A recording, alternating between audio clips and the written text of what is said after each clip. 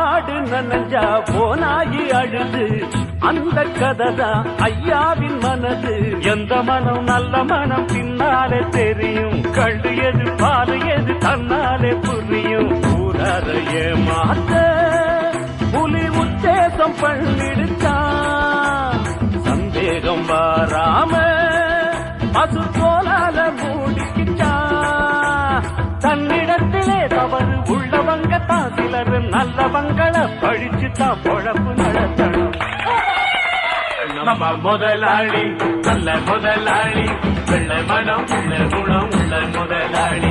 நம்ம முதலாளி நல்ல முதலாளி, வெள்ளை மனம் உள்ள குணம் உள்ள முதலாளி.